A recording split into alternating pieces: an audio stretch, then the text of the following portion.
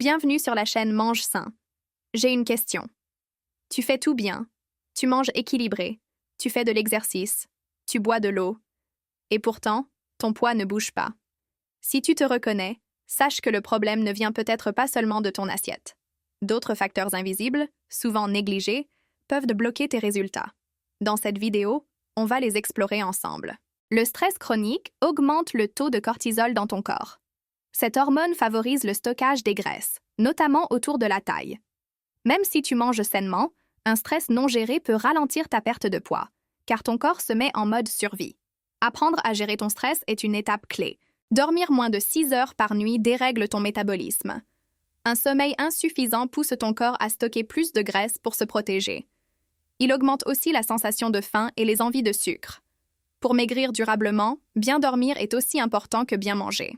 Ton état émotionnel influence tes choix alimentaires. Quand tu es triste, anxieux ou frustré, tu peux être tenté de manger pour te consoler. C'est ce qu'on appelle l'alimentation émotionnelle. Elle n'a rien à voir avec la faim réelle. Identifier ces moments peut changer ta relation avec la nourriture. Être entouré de personnes négatives ou moqueuses peut te démotiver. Ton environnement social a un impact direct sur ta motivation et ta discipline. Choisis de t'entourer de personnes qui te soutiennent dans ton parcours, qui respectent tes choix et t'encouragent à continuer. Tu bois assez d'eau? La déshydratation ralentit la digestion, augmente la sensation de faim et donne l'impression de fatigue. L'eau est essentielle pour brûler les graisses. Bois régulièrement tout au long de la journée, même si tu n'as pas soif. Les croyances limitantes comme « je n'y arriverai jamais » ou « je suis gros, de nature » sabotent tes efforts. Ton mental influence ton corps. En changeant tes pensées, tu changes tes résultats. Remplace les pensées négatives par des affirmations positives chaque jour. Certains traumatismes d'enfance ou événements douloureux du passé peuvent encore influencer ton comportement alimentaire aujourd'hui. Travailler sur ton histoire personnelle avec un professionnel peut t'aider à libérer ce poids invisible qui t'empêche d'avancer. Les régimes très restrictifs donnent souvent des résultats rapides, mais au prix de déséquilibre. Ton corps, privé, se met à stocker encore plus dès qu'il en a l'occasion.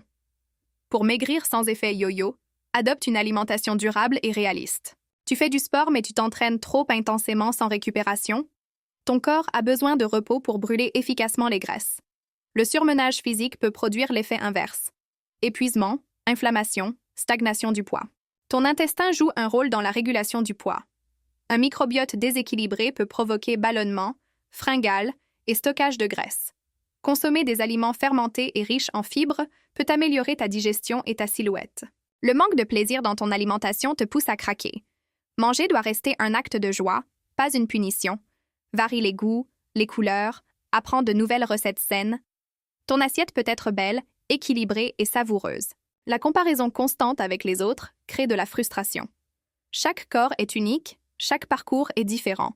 Ce qui fonctionne pour un ne fonctionnera pas forcément pour toi. Concentre-toi sur ton évolution personnelle, pas celle des autres. Tu n'as pas défini de véritable objectif? Vouloir perdre du poids est trop vague. Fixe-toi un but clair, mesurable, atteignable. Par exemple, perdre 5 kg en 2 mois en marchant 30 minutes par jour et mangeant équilibré. Tu oublies d'écouter ton corps. Il te parle constamment. Faim réelle, satiété, fatigue. Apprendre à reconnaître ces signaux naturels est essentiel pour une perte de poids durable. Mange quand tu as faim, arrête quand tu es rassasié. Ton métabolisme est unique. Comparer ta vitesse de perte de poids à celle des autres est inutile. Certains brûlent plus vite, d'autres moins. Accepte ton rythme, sois patient et régulier. Le corps a besoin de temps pour s'ajuster aux nouveaux comportements. Le manque de constance est un frein majeur.